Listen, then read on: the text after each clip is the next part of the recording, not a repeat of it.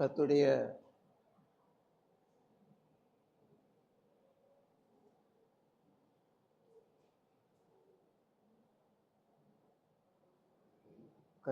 பரிசுத்த திருநாமத்துக்கு மகிமை உண்டாவதாக. காலையிலே தேவனை நாம்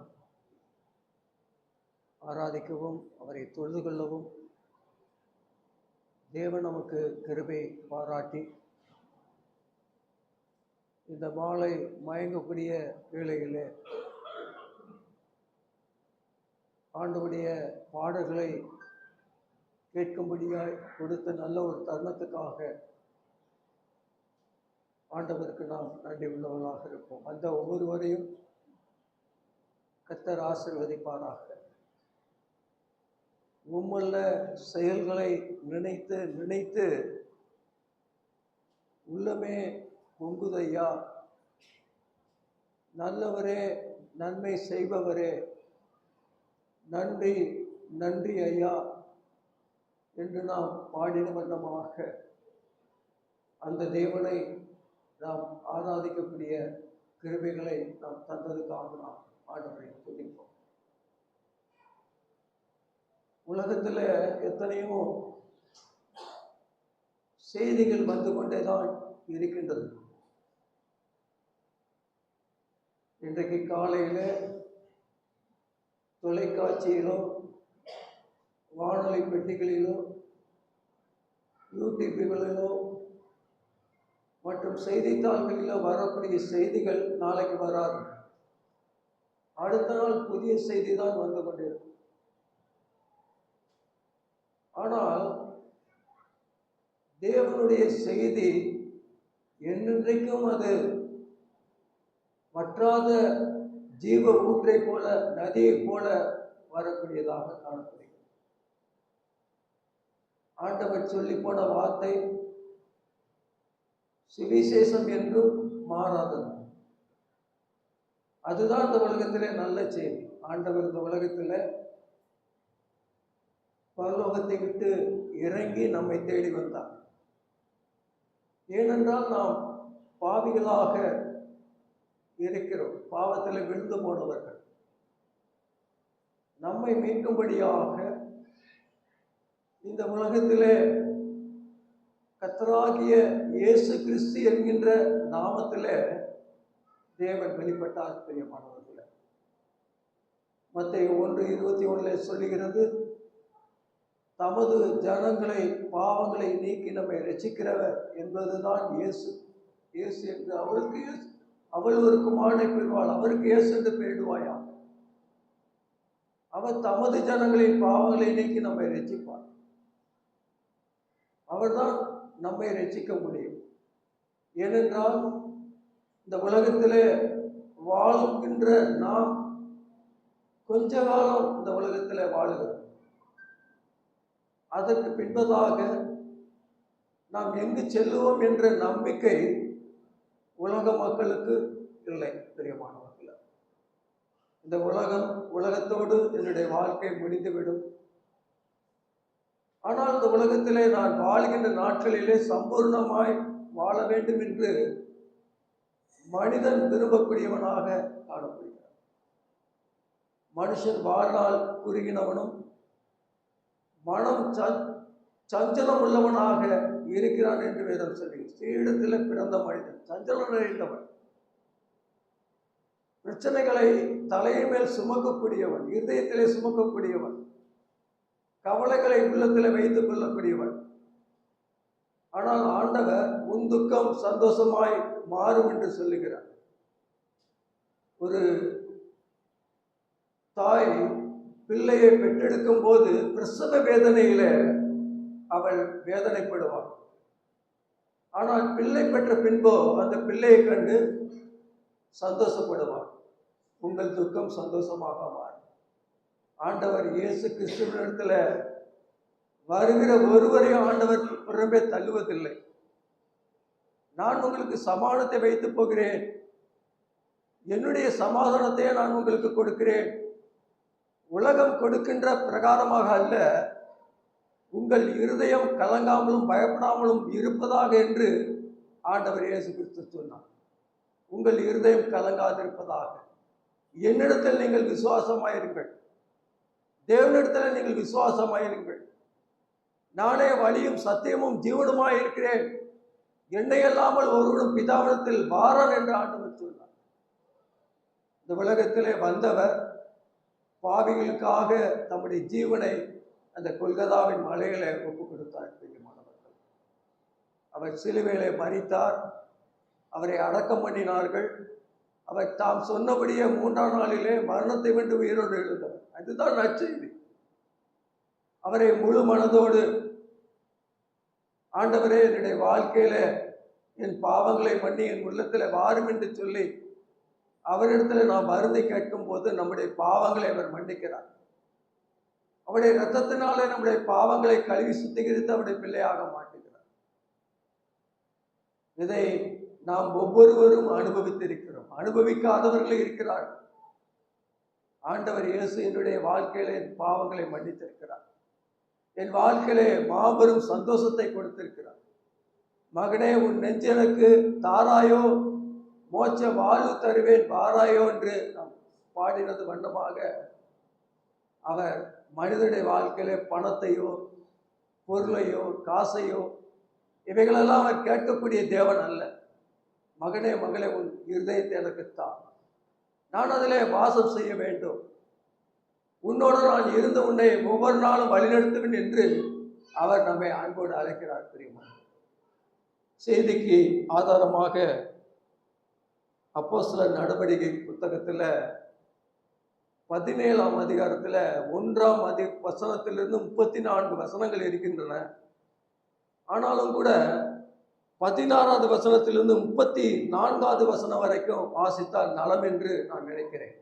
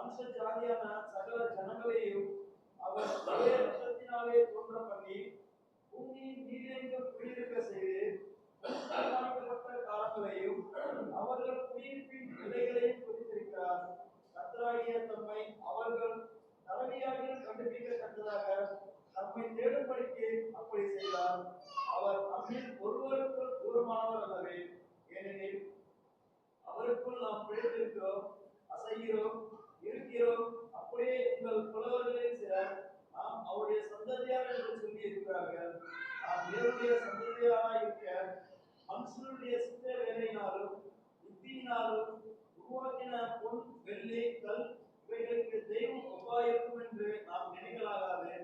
அறியாமை உள்ள காலங்களை தேவன் காணாதவர் போலிருந்தார். இப்பொழுதும் நாம் மனம் திரும்ப வேண்டும் என்று எங்குள்ள மனுஷர் எல்லாருக்கும் கட்டளையிடுகிறார். மேலும் ஒரு நாளை குறித்திருக்கிறார். அதிலே அவர் தாம் நியமித்த மனுஷனை கொண்டு உலகத்தை நியாயம் தீர்ப்பார். அந்த மனுஷனை மருத்துவரிலிருந்து எழுப்பினாலே அதன் நிச்சயத்தை எல்லாருக்கும் விலக பண்ணினார் என்றார். மருத்துவரின் உயிர்த்தெழுதலை குறித்தும் அவர்கள் கேட்டபொழுது சிலர் இகழ்ந்தார்கள், சிலர் நீ சொல்லுகிறதை இன்னொரு வேளை கேட்கும் என்றார்கள். இப்படி இருக்க பவுல் அவர்களை விட்டு போய்விட்டான். சிலர் அவனை பற்றி கொண்டு விசுவாசிகளானார்கள். அவர்களில் மாஸ்மேரின் நியாயப்படிகளில் ஒருவனாகிய தினேசியு என்பவனும் தாமரை என்னும் பேருள்ள ஒரு ஸ்திரீயும் இவர்களுடைய வேறு சிலரும் இருந்தார்கள்.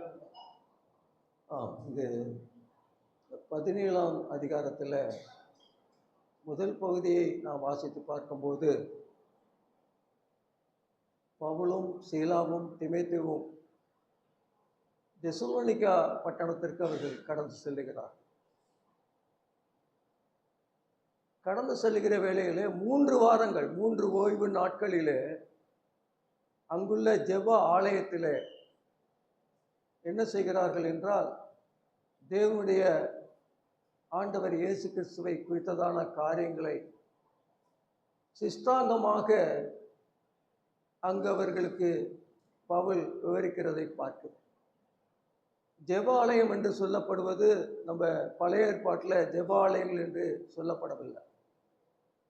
புதிய ஏற்பாடு காலத்தில் பல இடங்களிலே சுவிசேஷ புத்தகங்களிலே மற்ற காரியங்களிலே ஜெப ஆலயங்கள் என்று சொல்லப்பட்டிருக்கிறது. ஆண்டவர் இந்த பூமியிலே வாழ்ந்தபோது கூட ஜெப ஆலயத்திலே அவர் பிரவேசித்து உபதேசித்து கொண்டிருக்கின்ற வேளையில் ஒரு சூம்பின கையுடைய மனிதன் என்ன செய்கிறான் இருக்கிறான். ஆண்டவர் பிரசங்கம் பண்ணி கொண்டிருக்கிறார். அங்க இருக்கிறவர்கள்லாம் என்ன செய்கிறார்கள், ஆண்டவர் இவனை குணமாக்குவாரா என்று சொல்லி உள்நோக்கத்தோடு பார்த்து கொண்டிருக்கிறார்.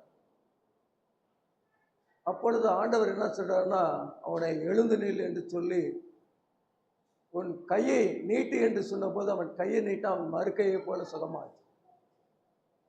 அப்பொழுது அங்குள்ள யூதர்கள் என்ன செய்கிறார்கள்னா, அவர்கிட்ட ஓய்வு நாளில் நீ சுகமாக்கலாமா, மற்ற நாட்களை நீ வைத்துக் கொள்ளக்கூடாதா?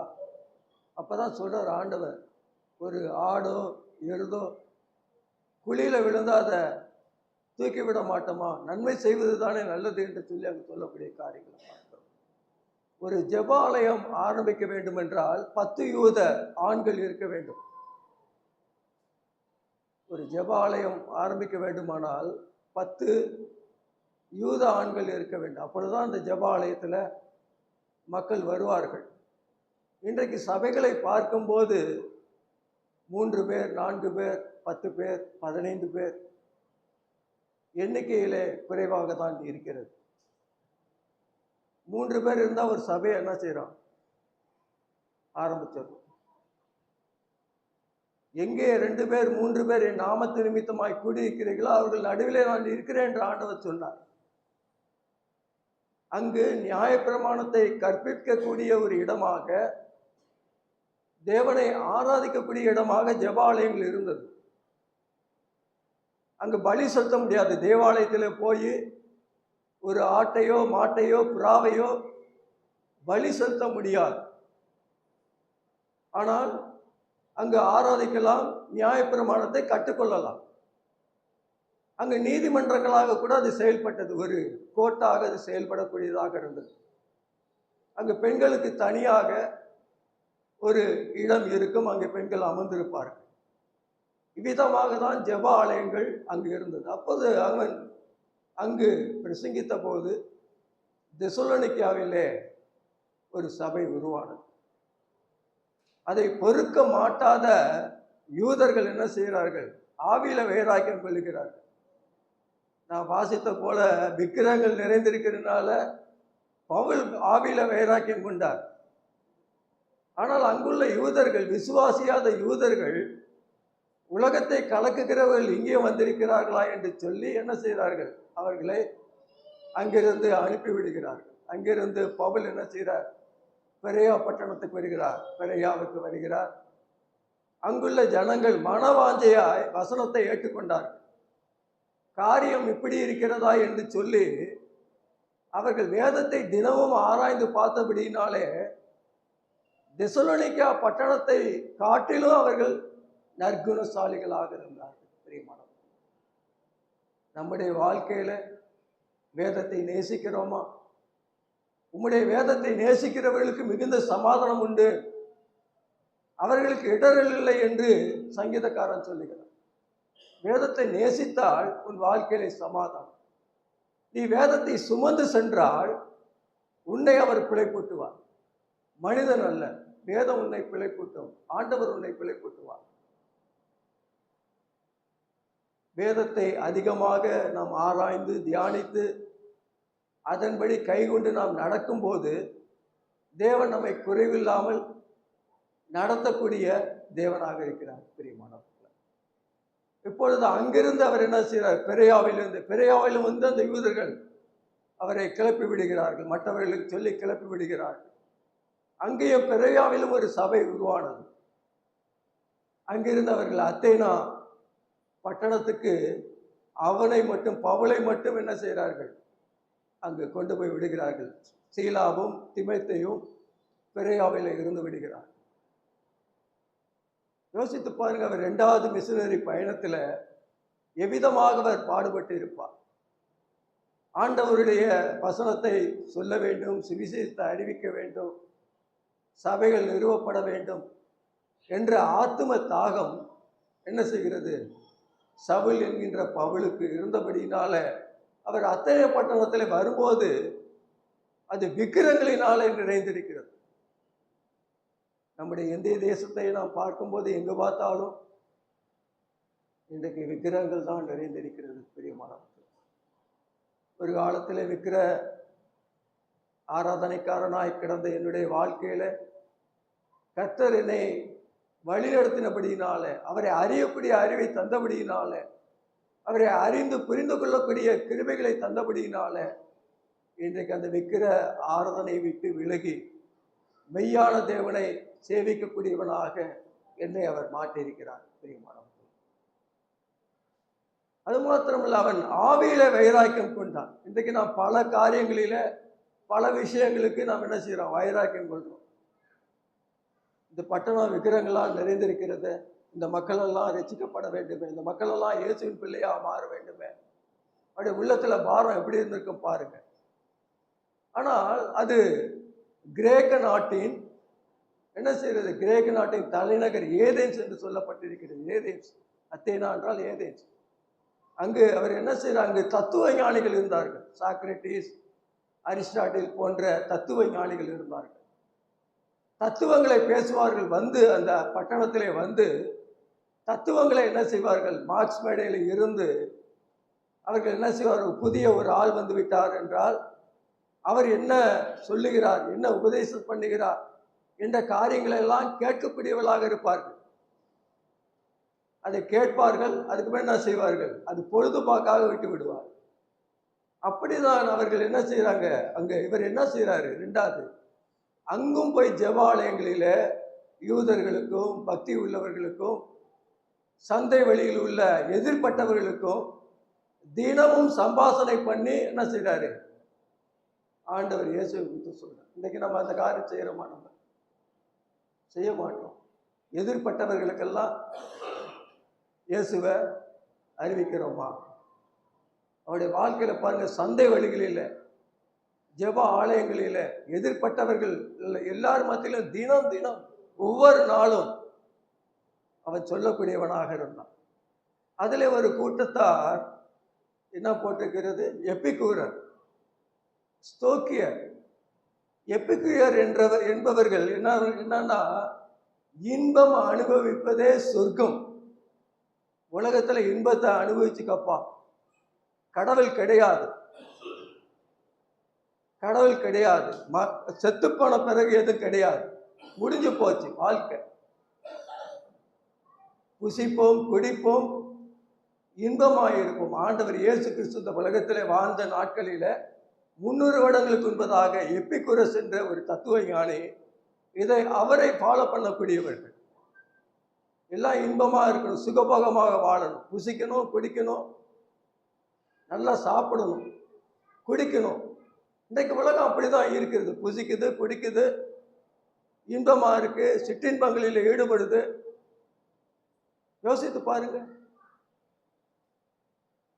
நம்ம சுற்றிலும் உள்ள இடங்களை, ஒவ்வொரு இடங்களிலும் நாம் பார்க்கும்போது இந்த நாம் காணக்கூடிய கண்கள், காட்சிகள் எல்லாம் இவ்விதமானதான் இருக்கிறது. கண்டதை கோலம் கொண்டதே இதுன்னு சொல்லுவாங்க. அப்படிப்பட்ட நிலைமையில தான் இந்த உலகம் போய்கொண்டிருக்கிறது. பிரியமானவர்களே, அவர்கள் என்ன செய்வார்கள்னா, மரணத்துக்கு பின்பு வாழ்வு கிடையாது. எபிகுரர், மரணத்துக்கு பின்பு வாழ்வு கிடையாது, அதோட முடிஞ்சது, தேவன் கிடையாது. ஆனா ஸ்தோக்கியர் என்ன செய்வார்னா, ஸ்தோக்கியா என்ற தேசத்து அங்கு உள்ள பட்டணத்துல, அத்தேனே பட்டணத்தில் உள்ள பட்டணத்துல சேனே என்ற ஒரு சிப்பூரு தீவாரான ஒரு தத்துவ ஞானி, அவர் தான் என்ன செய்யறாரு, ஸ்தோக்கியர். அவர்கள் என்ன செய்வார்கள்னா, எல்லாம் விதி சொல்றாங்கல்ல, உலக மனுஷன் சொல்றாங்கல்ல, எல்லாம் விதிப்படி நடக்குதப்பா. விதி வந்தா செத்து போறான், விதி வந்தா செத்து போயிடும். தேவன் கூட விதியை தாண்டி தான் வரணும். ஆனா தேவன் இருக்கிறார், அவர் சொல்ல தேவன் இருக்கிறார், அண்ட சராசரிகள் படுத்த இருக்கிறார். ஆனால் ஆத்மா மரித்த பின்பதாக உலகம் அழியும் போது அது என்ன செய்யும், அப்படியே அழிஞ்சு போயிடும், ஆத்மா அழிஞ்சு போயிடும். தேவனோடு அந்த ஆத்மா கலந்து போகும், அவர்களுடைய நம்பிக்கை. ஆனா அவர்களுடைய வாழ்க்கையில மரணத்துக்கு பின்பதான ஒரு வாழ்க்கை உண்டு, மரணத்துக்கு பின்பதான ஒரு வாழ்க்கை உண்டு, அதுக்கு பின்பதாக நியாயத்திற்கு உண்டு. இதை அவர்கள் நம்ப மாட்டாங்க.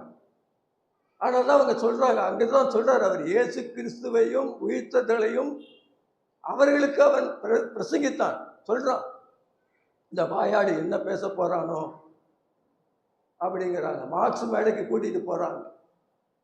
இப்போ அந்த சென்னையில் கடற்கரையில் மெரினா பீச்சில் சீரணி அரங்கம் என்று சொல்லப்பட்ட இடத்துல அங்கெல்லாம் கூட்டங்கள், கிறிஸ்தவ கூட்டங்கள்லாம் நடக்கும், டிஜிஎஸ் நகரன் மற்ற கூட்டங்கள்லாம் நடக்கும். அதே போல் அங்குள்ள அந்த மார்க்ஸ் மேடையில் அவனை கொண்டு போய் அங்கே என்ன செய்ய நிறுத்துறாங்க. என்ன சொல்றான், புதிதான உபதேசத்தை என்ன சொல்றான், அந்த கருத்தை நம்ம தெரிந்து கொள்ளணுமே,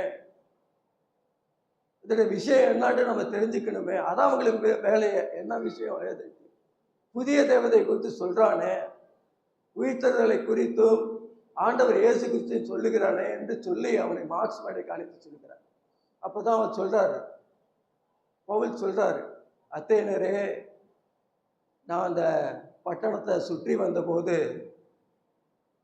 என்ன போட்டிருக்கு, அறியப்படாத தேவனுக்கு என்று எழுதப்பட்ட பலிபீடத்தை நான் என்ன செஞ்சேன், கண்டேன் அப்படின்னு சொல்லிட்டு, நீங்கள் அறியாமல் ஆராதிக்கின்ற அந்த தேவனை தான் நான் என்ன செய்கிறேன், உங்களுக்கு நான் அறிவிக்கிறேன் என்று அவர் ஆரம்பிக்கிறார். அத்தேனரே என்று ஆரம்பிக்கிறார்.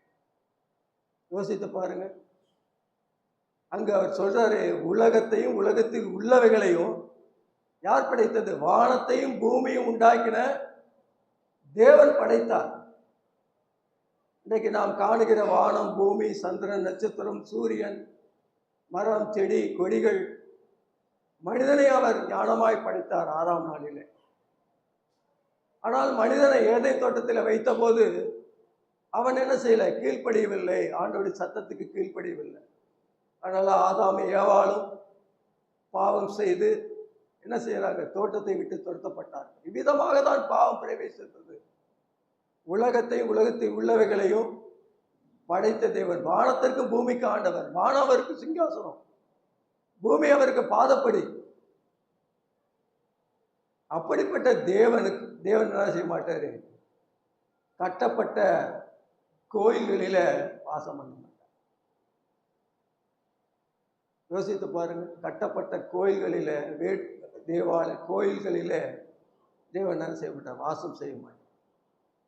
அது மாத்திரமல்ல, அவர் மற்றவர்களைப் போல மற்றவர்களிடத்தில் பணிவிடை கொள்ள மாட்டார். எனக்கு அது தேவை, இது தேவை இன்றைக்கு மனிதன் என்ன செய்கிறான்? தேவனை தேடி இங்கும் அங்குமாக ஓடுகிறான், புண்ணிய யாத்திரை செய்கிறான், குளங்களிலே மூழ்கிறான், பாவம் தொலையுமா என்று என்ன செய்கிறான்? காஷ்மீரிலிருந்து கன்னியாகுமரி வரைக்குமாக இங்கும் அங்குமாக புண்ணிய ஸ்தலங்களை தேடி ஓடுகிறான், புண்ணிய நதிகளிலே மூழ்குகிறான். ஆனால் அவனுடைய பாவம் தொலைக்கப்படவில்லை. என்ன செய்யறான்? ஆண்டவருக்கு என்ன செய்யறான்? கொண்டு போய் என்ன செய்யறான்? முன்னாடி அவனுக்கு இஷ்டமான காரியங்கள் எல்லாம் வைக்கிறான், தேங்காய் பழம் எல்லாம் வைக்கிறான். ஆண்டவர் அதை கேட்கிறாரு. அவர் பணிவிடை கொள்வதில்லை. தேவனை எதற்கும் ஒப்பிட முடியாது. அவருக்கு நிகரானவர் அவரே தான். ஏனால் அவர் தான் நம்மை உண்டாக்கினார். அது மாத்திரமல்ல, அவர் ஜீவனையும் சுவாசத்தையும் சகலத்தையும் கொடுக்க வல்லவர். இன்றைக்கு அவர் நமக்கு ஜீவனை கொடுத்திருக்கிறபடினால தான் நாம் உயிரோடு இருக்கிறோம், காற்றை சுவாசிக்கிறோம், நம்முடைய இதயம் இயங்குகிறது, நம்முடைய மூளை வேலை செய்கிறது, உச்சந்தலையிலிருந்து உள்ளங்கால் வரைக்குமா ரத்தம் பாய்ந்தோடுகிறது. அவர் ஜீவனை கொடுத்தார். அன்றைக்கு ஆதாமை என்ன செய்கிறார்? மண்ணினாலை உருவாக்கி ஜீவ சுவாசத்தை அவனை நாசியில ஊதினா அவன் ஜீவாத்மாவானான். ஏவாள் என்ன செய்கிறாரு? அவனுடைய விலா எலும்பிலிருந்து ஏவாளா உண்டாக்குறார். எப்படி அற்புதமான தேவன் பார்த்தீங்களா? யோசித்து பாருங்க. அப்படிப்பட்ட தேவன் என்ன செய்கிறார்? மனிதனுக்கு ஒரே ரத்தத்தை தான் கொடுக்கிறார். இப்போ எனக்கு பச்சை ரத்தம் இருக்குன்னா அவருக்கு சிவப்பு ரத்தம், இன்னொருக்கு ஊதா ரத்தம், இன்னொருக்கு ஆரஞ்சு ரத்தம், இன்னொருக்கு மஞ்சள் ரத்தம். அப்படி அல்ல. மனிதன் பிறக்கக்கூடிய மனிதன் ஒவ்வொருவனுக்கும் ரத்தம் சிவப்பாக தான் இருக்கு. ஒரு சில ஊரும் பிராணிகள் வெட்டுக்கிளியை எடுத்து பார்த்தீங்கன்னா அதுக்கு ரத்தம் பச்சையா இருக்கும், அடிச்சு பார்த்தீங்கன்னா பச்சையா இருக்கும். ஆனால் மனிதனுக்கு ரத்தம் என்ன செய்யறாரு? பணக்காரனோ ஏழையோ பாமரனோ உயர்ந்தவனோ தாழ்ந்தவனோ எல்லாருக்கும் என்ன செய்யுது? ஒரே ரத்தம் தான் ஓடிட்டு. அது மாத்திரமல்ல, நான் வாழக்கூடிய இடத்தை அவர் என்ன செஞ்சிருக்கிறாரு? நியமித்திருக்கிறார். இன்றைக்கு நீ இந்த இடத்துல தான் இருக்கணும். நான் திருச்சியில் பிறந்து வளர்ந்து சென்னைக்கு வந்தபோது தொழில் செய்து நஷ்டமாகி மனவியாதினாலே பாதிக்கப்பட்டு கிடந்த வேளையில தான் எங்கெங்க திருவிக்கா நகரில் அருமையான சகோதரன் வந்து ஆண்டவரை குறித்து சொன்னபடினால தான் இன்றைக்கு நான் ஆண்டவரை அறிந்து கொள்ளக்கூடிய பாக்கியத்தை பெற்றிருக்கிறேன். ஏனென்றால் அங்கு நான் ஆண்டவரை சேவிக்கக்கூடியவனா அந்த திருச்சியில் இருந்தாலும் கூட அங்கு என்னுடைய தாயாரோடு அங்கு பெண்டிகா சபைக்கு செல்லக்கூடியவனாக காணப்பட்டேன். ஆனாலும் சத்தியத்தை அறிந்து கொள்ளவில்லை. ரட்சிக்கப்பட்டது 1993 வருஷத்துல ஜூன் 9 என்னுடைய வாழ்க்கையில மறக்க முடியாத நாள். பிரியமானவர்களே, என்றைக்கு பார்த்தீங்களா? அன்றைக்கு நான் அங்கேயே நான் திருச்சியிலே இருந்திருந்தேன்னா நான் ஆண்டவரை அறிந்து கொண்டிருக்க முடியுமா? என்னுடைய பிள்ளைகள் அறிந்திருக்க முடியுமா? என்னுடைய மனைவி அறிந்திருக்க முடியுமா? என்னுடைய பேர பிள்ளைகள் அறிந்திருக்க முடியுமா? எல்லாருடைய நோக்கத்தோடு அந்த இடத்துக்கு என்ன செய்யறாரு? எல்லைகளை குறித்திருக்கிறார். நீ ஒரு இடத்துல இருக்கிறன்னா, ஆண்டவருடைய பிள்ளையா இருக்கிறன்னா, இயேசுவை நீ அறிவி, இயேசுவுக்கு சாட்சியா வாழு. இன்றைக்கு ஒரு வாழ்க்கை, நாளைக்கு ஒரு வாழ்க்கை அல்ல. இன்றைக்கு ஆண்டவருடைய சமூகத்தில் ஒரு வாழ்க்கை, நாளைக்கு வேறொரு வாழ்க்கை அல்ல. தேவனை பின்பற்றி அவருடைய வார்த்தைகளை என்ன செய்யணும்? நாம் சொல்லக்கூடியவர்களாக இருக்கணும். நம்மை தடவையாகிலும் கண்டு கொள்ளும்படியாக என்ன செய்யறாரு? அப்படி செய்தார் என்று போடப்பட்டிருக்கு. தடவையாகணும். இந்த யானை 4 கூடர்கள் என்ன செய்யறாங்க? தடவி பார்க்குறாங்க. என்ன தடவி பார்க்குறான்? ஒருத்தன் துதிக்க தடவி பார்க்குறான், ஒருத்தன் காதை தடவி பார்க்குறான், ஒருத்தன் காலை தடவி பார்க்குறான், ஒருத்தன் வாழை தடவி பார்க்குறான். வாழை தடவி பார்த்தா இந்த சாட்டையை போல இருக்கு, காலை தடவி பார்த்தவன் தூணை போல இருக்கு, வயிறை தடவி பார்த்தவன் பானையை போல இருக்கு, துதிக்கையை பார்த்தவன் கையை போல இருக்கு. தேவன் அப்படிப்பட்டவர் அல்ல. தடவியாகலும் எப்படி ஆகணும்? ஆண்டவரை கண்டுகொள்ளும் பிரியமானவர்கள். அது மாத்திரமல்ல, அங்க அவர் சொல்றாரு, என்ன சொல்றாருன்னா, அந்த 27வது வசனத்தை வாசிங்கள். 27, 28.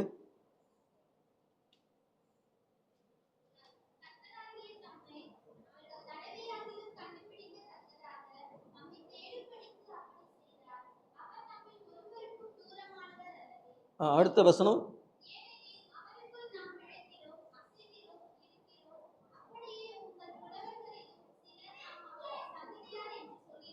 அவராலே நாம் பிழைக்கிறோம், அசைகிறோம், இருக்கிறோம். பணம் வந்துட்டா எனக்கு பணம் தான் என்ன செய்யுது, என்ன வழி நடத்துது. எனக்கு பணம் இருக்கப்பா, போதுப்பா, காலத்தை ஓட்டிடுறேன். அவரால் தான், தேவனால தான் நாம் என்ன செய்யறோம், பிழைக்கிறோம், அசைக்கிறோம், இருக்கிறோம். இன்னைக்கு உயிர் போனா எங்க போவ? சிந்திக்கக்கூடிய ஒரு வார்த்தை புரியும். உங்கள் புலவர்களில் அவருடைய சந்ததியார் என்று சொல்லி இருக்கிறார்கள். நாம் தேவனுடைய சந்ததியார் இருக்க ஒரு பொன்னையோ வெள்ளியையோ கல்லையோ தேவனுக்கு ஒப்பிடாத, தேவனுக்கு ஒப்பிடாத. சங்கீதம் 115 போடப்பட்டிருக்கு, அது விக்கிரகங்கள் மனுஷ கைவேலையாக இருக்கிறது. அது கண்ணிருந்தும் காணாது, காதிருந்தும் கேட்காது, வாயிருந்தும் பேசாது, மூக்கிருந்தும் முகராது, காலிருந்து நடவாது, தொண்டை இருந்தும் கத்தாது. அவைகளை பண்ணுகிறவர்கள் நம்புகிறவர்கள் அவைகளை போல இருக்கிறார்கள் சொல்லப்பட்டு. இன்றைக்கு பாருங்க, உலகத்துல பாருங்க, ஊரும் பிராணிகளை, மரங்களை, செடிகளை, விலங்குகளை என்ன செய்யறான், மனிதன் என்ன செய்யறான், இதுதான் என்னுடைய தெய்வங்கிறான், தொழுது கொள்ளுறான். மரத்தை வெட்டி என்ன செய்வான், அதை குளிர் காயுவான், சமையல் பண்ணுவான், சாப்பிடுவான். அந்த மரத்தினால ஒரு விக்கிரகத்தை உண்டாக்கி இதுதான் என்னுடைய தெய்வம் சொல்லினா கீழே விழுவான், அதை தூக்கி சுமப்பான். யோசித்து பாருங்க, உலகம் அப்படி இருக்கு. நாம அப்படிதான் இருந்தோம் ஒரு காலத்துல. அதான் சொல்றாரு, இவைகளுக்கெல்லாம் தேவன் ஒப்பிட மாட்டார். அவர் வானத்தையும் பூமியும் உண்டாக்கினவர், சர்வத்தையும் படைத்தவர். அதனால அவரை நம்புங்க என்று அங்க என்ன செய்யறாரு, அந்த எப்பிக்கூரருக்கும் ஸ்தோக்கியருக்கும் அங்கு கூடியிருந்த மக்களுக்கும் அவர் அங்க பிரசங்கிக்கக்கூடிய காரியங்களை பார்க்க. அறியாமையுள்ள காலங்களில் தேவன் காணாதவர் போல் இருந்தார். இன்றைக்கே நீ மனம் திரும்ப வேண்டும் என்று விரும்புகிறார். மனம் திரும்ப, மதத்துல போய் சேராத, மனம் திரும்பு, வாழ்க்கையில மனம் திரும்பு. உன் வாழ்க்கை மாறட்டும், உன் பொய்யான வாழ்க்கை மாறட்டும், உன் பாவமான வாழ்க்கை மாறட்டும். அந்த வாழ்க்கையை மாற்றக்கூடியவர் கர்த்தராகிய இயேசு கிறிஸ்து ஒருவர் தான். பிரியமானவர்களே, யோசித்து பாருங்க. அவர்தான் என்ன செய்வாரு, பூமியை நியாயத்திற்கு வருவார். ஒரு மனுஷனை நியமித்திருக்கிறார். அந்த மனுஷன் யாரு? ஆண்டவர் இயேசு கிறிஸ்து. தேவன் நியமித்திருக்கிறார். குமாரனாகிய இயேசு கிறிஸ்து நியாய செய்யும் அதிகாரத்தை என்ன செய்யறாரு, பிதாவாகிய தேவன் அவருக்கு கொடுத்திருக்கிறார். இன்றைக்கு நாம் அவருடைய இரத்தத்தினாலே மீட்கப்பட்டு இருக்கிறோம், அவருடைய பிள்ளையாக இருக்கிறோம். நாம் என்ன செய்யணும், ஒரு நாளை கிறிஸ்துவின் நியாயசனத்துக்கு முன்பதாக நிற்க வேண்டும். அவனவன் செய்த நன்மைக்காவது தீமைக்காவது தக்க பலனை அடையும்படிக்கு கிறிஸ்துவின் நியாயஸ்தானத்துக்கு முன்பதாக நீங்க வெளிப்பட வேண்டுமே. 2 கொரிந்தியர் 5:10 போடப்பட்டிருக்க. நியாயத்திற்கக்கூடியவர், உனக்காய் ஜீவனை கல்வாரி சிலுவையில ஒப்பு கொடுத்தவர். இந்த தெய்வமாவது இந்த உலகத்துல இறங்கி வந்து தன்னுடைய உயிரை கொடுக்குமா? உயிரை கொடுத்து நம்மை மீட்டெடுத்த கர்த்தர் ஒருவர் தான், ஆண்டவராக இயேசு கிறிஸ்து ஒருவர்.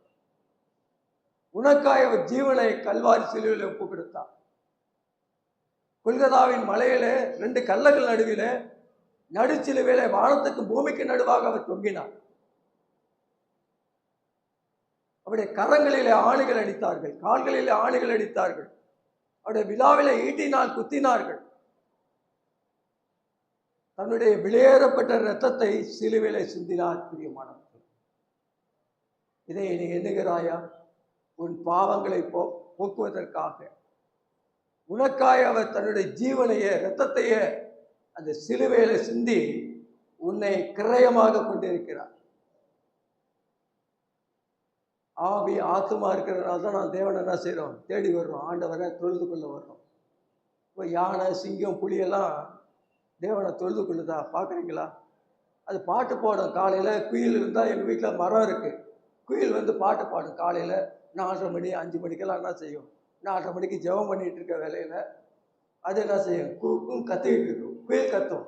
அது தேவனை மகிமைப்பட்டது. அது கோயிலில் போய் என்ன செய்யுது, மனிதனுக்கு மாத்திரம்தான் ஆவி ஆத்மா சரீரம் இருக்கின்றபடினால்தான் அவன் தேவனை தேடக்கூடியவனாக இருக்கிறான். ஆனால் அறியாமையுள்ள காலங்கள் தேவன் காணாதவர் போல் இருந்தார். இன்றைக்கு நீ மனம் திரும்ப வேண்டும், மனம் திரும்ப. ஆண்டவர் சொன்ன அந்த உலகத்தில் வாழ்ந்தபோது மனம் திரும்புங்கள், பரலோகராஜ்யம் சமமாக இருக்கிறது என்று சொன்னார்.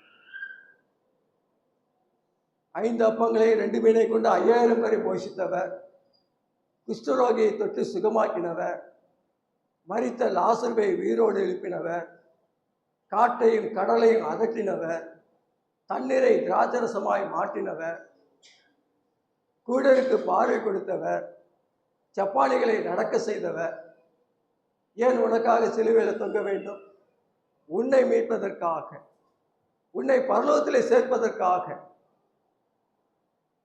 இன்றைக்கு மக்கள் ஆண்டவரை அறியாதவர்கள், ஆண்டவரை ஏற்றுக்கொள்ளாதவர்கள் மரித்து போனார்களானால் 1000 வருடம் அரசாட்சிக்கு பின்பதாக வெள்ளை சிங்காசனம் என்ற ஒரு நியாய தீர்ப்பு இருக்கிறது.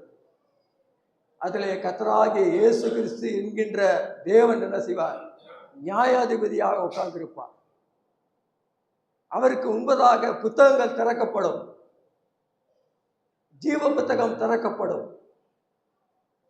அவனவன் கிரியைக்கு தக்கதாக என்ன செய்வார்கள், பலனடைவார்கள். ஜீவ புத்தகத்தில் எழுதப்பட்டவர்கள் ஆண்டவர் வாழக்கூடிய அந்த பரலோக நாட்டிலே, சந்தோஷமான நாட்டிலே, ஒளிமயமான நாட்டிலே அவரோடு நித்தியமாக வாழக்கூடிய ஒரு வாழ்க்கை அவர்களுக்கு கொடுக்கப்படும். ஆண்டவரை ஏற்றுக்கொள்ளாமல் வாழ்ந்து ஆண்டவரை மறுதலிக்கிறவர்கள் அக்னியும் கந்தகம் எரிகின்ற கடலுக்கு பங்கடைவார்கள். பிரியமானவர்கள், ஒரு உண்மை சம்பவத்தை நான் சொல்றேன்.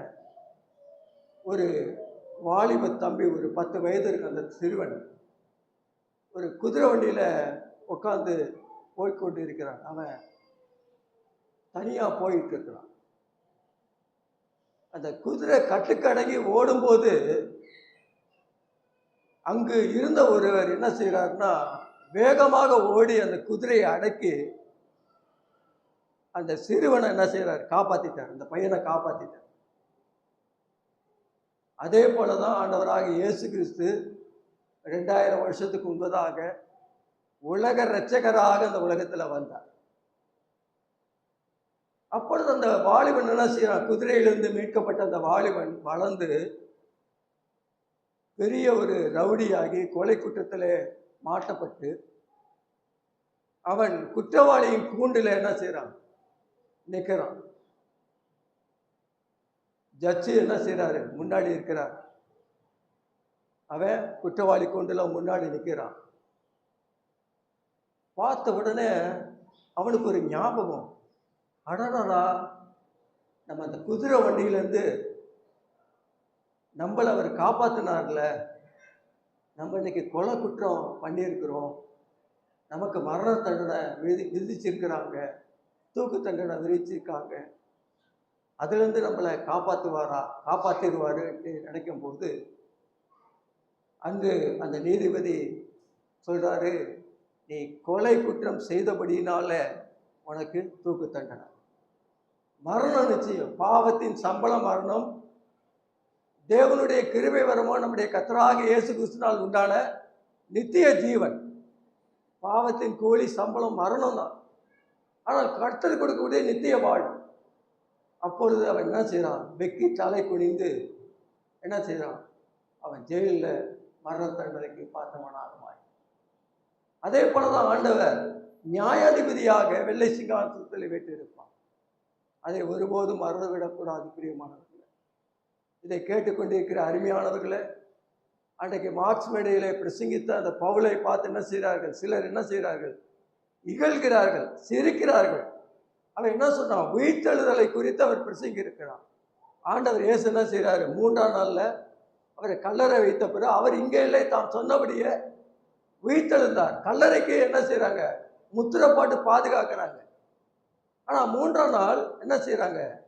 தேவதூதன் வந்து அந்த கல்லை தள்ளி என்ன செய்கிறான்? ஆண்டவர் அங்கு உயிர்த்தெழுகிறார். அவர் இங்கே இல்லை, தாம் சொன்னபடியே உயிர்த்தெழுந்தார். அவர் உயிர்த்தெழுந்தவர். அதனால அவர்கள் நியாய தீர்ப்பையும் உயிர்த்தெழுதலை கேட்ட பின்பதாக அவர்கள் என்ன செய்கிறாங்கன்னா, அவனை பார்த்து நகைக்கிறாங்க, இகழ்றாங்க. இவன் என்னடா பேசிட்டான். ஒரு சிலர் இன்னும் வேலையில பார்க்கலாம், இன்னொரு வேலையில பார்த்துக்கலாம். இன்றைக்கு வந்திருக்கிறவர்களே, ஆண்டவரை ஏற்றுக்கொள்ளாதிருக்கிறவர்களே, ஒரு நல்ல ஒரு தருணம். ஆண்டவரை, இன்றைக்கு என்னுடைய வாழ்க்கையை உமக்கு ஒப்பு கொடுக்கிறேன். நான் எவ்வளவோ பாவங்கள் செய்திருக்கிறேன். என்னுடைய பாவங்களை நீர் மன்னிப்பதற்காகவே இந்த உலகத்தில் வந்தீர் ஆண்டவரை. எனக்காய் சிலுவையில மரித்து அடக்கம் பண்ணப்பட்டு 3ஆம் நாள் உயிரோடு எழுந்தீர் ஆண்டவரை. என்னை நீர் மீட்டுக்கொள்ளும் ரட்சியம் என்று நீர் கதரும் போது அவர் தம்முடைய இரத்தத்தினாலே கழுவி உன்னை அவருடைய பிள்ளையாக மாற்றுகிறார். இயேசு கிறிஸ்துவின் இரத்தம் சகல பாவங்களை கழுவி நம்மை சுத்திகரிக்கும். அவருடைய நாமத்தின் மேல் விசுவாசம் உள்ளவர்களாய் அவரை ஏற்றுக்கொண்டவர்கள் எத்தனை பேர்களோ அத்தனை பேர்களும் தேவனுடைய பிள்ளைகளாகும்படி அவர்களுக்கு அவர் அதிகாரம் கொடுக்கிறார். அதனால இதை கேட்டுக்கொண்டிருக்கிற அருமையானவர்களை, சிந்தியுங்கள், செயல்படுங்கள். ஆண்டவரை ஏற்றுக்கொள்ளாதவர்கள் ஆண்டவரை ஏற்றுக்கொள்ளுங்கள்.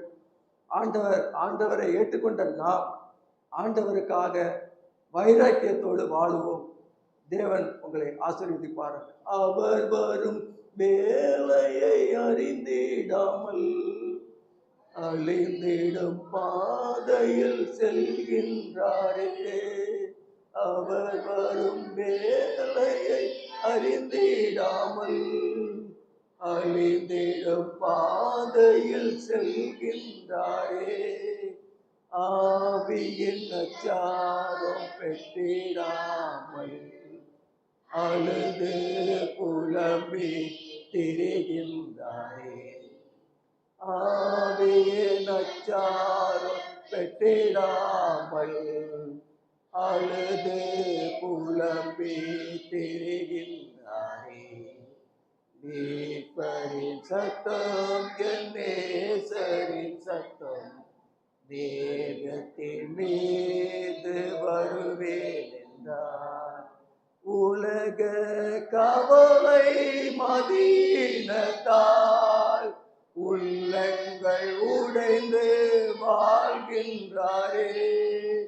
உலக கவலை மதீனத்தால் உள்ளங்கள் உடைந்து வாழ்கின்றாரே. உன்னத இயேசுவை நேசியாமல் உல்லாச வாழ்வினில் மடிகின்றாரே. உன்னத இயேசுவை நேசியாமல் உல்லாச வாழ்வினில் மடிகின்றாரே. மீட்பரின் சத்தம், என் நேசரின் சத்தம், மேகத்தின் மீது வருவேன் என்றார். உன்னை நேசிக்கும் அன்புண்டு இயேசு என்னும் நேசருண்டு. உன்னை நேசிக்கும் அன்புண்டு இயேசு என்னும் நேசருண்டு. உள்ளத்தை அவர் அண்டை தந்திடு என்று உண்மையாய் நித்திய ஜீவன் உண்டு. உள்ளத்தை அவர் அண்டை தந்திடு என்று உண்மையாய் நித்திய ஜீவன் உண்டு. மீட்பரின் சத்தம், என் நேசரின் சத்தம், மேகத்தின் மீது வருவேன் என்றார். எக்காலம் முழங்கிடும் வேளையில் தான் தூதர்கள் சூழ்ந்திட வந்திடுவார். மீட்பரின் சத்தம் என் நேசரின் சத்தம், மேகத்தின் மீது வருவேன் என்றார். தேவனுடைய நாமம் என்றும் இன்றும் மகிமைப்படுவதாக. ஆமென்.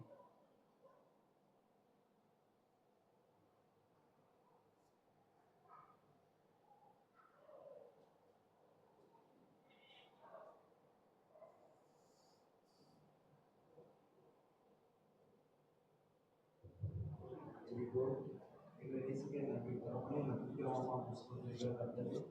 நன்றி இந்த நாட்கள் நம்பிக்கையாமா புஸ்தகத்துக்கு